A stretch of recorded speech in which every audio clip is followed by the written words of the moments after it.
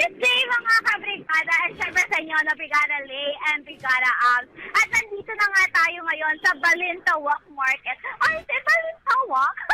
Balintawak Market para magtanong-tanong. No? So kanina nag-ikot-ikot na tayo dito at nag-ask na tayo dito sa ating question for today. No? Kung sa tingin ba nila ay sang-ayon sila na magkaroon muna ng national examination. Ito mga parang papasok ng college para magkaroon sila na itong college free education. At ito naman ang kanilang kasagutan.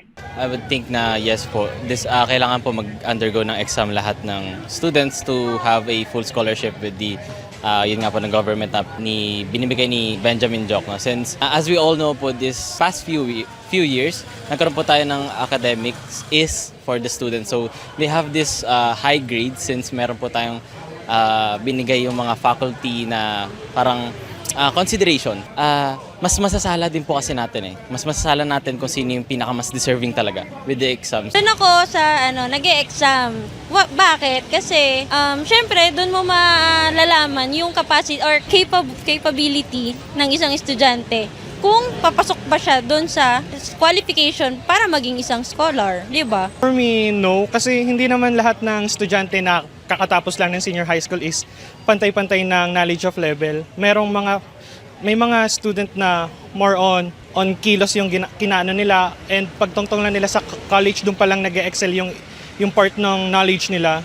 Sa opinion ko lang po, pwede naman po magkaroon ng examination kasi po yung examination po, yun po yung basihan kung qualified ka po dun sa sa scholarship po. Po sa magte-take, kung kaya po nila yung iti-take na exam, pwede po. Pero kung hindi naman, parang unfair po sa mga mahihirap na, lalo na hindi naman kaya nila na yung exam na mahirap, tapos hindi pa sila makapasok sa isang university na talagang swak sa kanila para sa financially nila.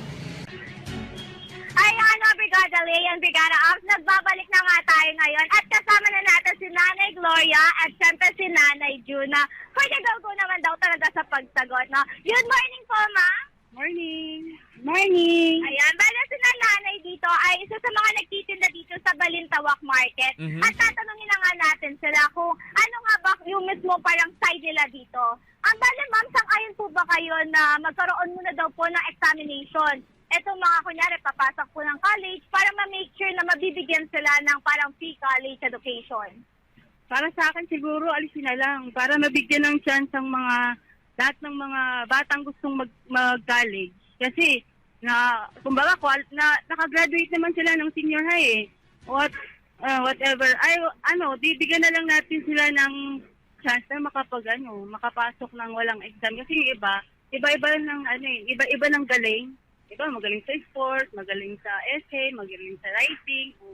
Tapos iba nabagsak sa entrance exam, nade-demoralize sila. Parang wala na silang pag-asang mag-aral. At ngayon naman ay si Ma'am June, dahil for the lip gloss si Ma'am kanina na habang natin. Dahil pinag-readyhan niya po talaga ito. Ayan. Bali, ma'am, dito po tayo. Medyo po tayo kataunti. Ayan. Bali kayo po, ma'am. Sang-ayon po ba kayo? O, sangayon ako natanggalin. Kasi una-una, yung karamihan kasi meron nag-take ng exam na matalino pero bumabagsak. Diba? Unfair naman yung sa matatalino tapos isang exam lang bagsak na agad. Diba? Hindi na nila makuha yung gusto nila. Ayun lang. Ayan. So, bali, ma'am, baka meron po kayong gustong batiin, ganyan, kaibigan sa pamilya or whatever.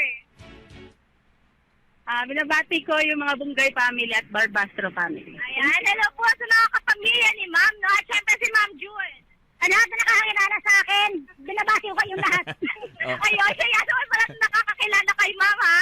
For the bati-bati. At syempre, hindi pa tayo nagtatapos dito. Brigada Lay, Brigada Abs. Dahil pasok! Ayan! May papa. Nako, oy, nako. Bakit naman ang karton ninyo? Kaya, May regalo. ayan na. Medyo usag lang pala ng baba ng konti. At ayan, Ayun.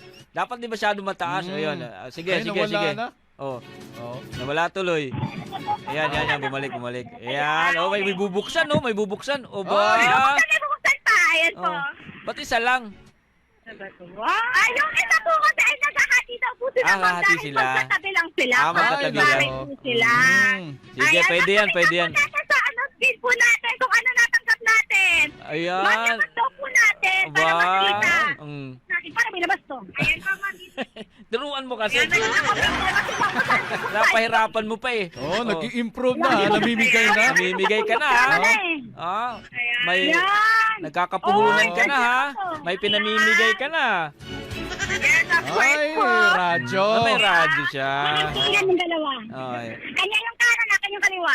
Kaya sila ma'am yung kaliwa, sa kanya yung kanan, kay ma'am yung sa kabila. Nako. At ayan sila, tinuturuan na po sila ng aking financer at Ayan. manager dito. Aba, manager, At ayan nandyan naman, talaga. Oh, sige. Yes, patuin naman po ito. Kaya naman, Brigada Lay and Brigada Arms, no? Dahil nagre-ready na po sila ngayon sa pag-play na to, ay for the babay na tayo. Sige. Kaya naman, in the heart of changing lives, ito sa Brigada Ann Cortez ng 105.1 Brigada News sa Manila, the music and news authority.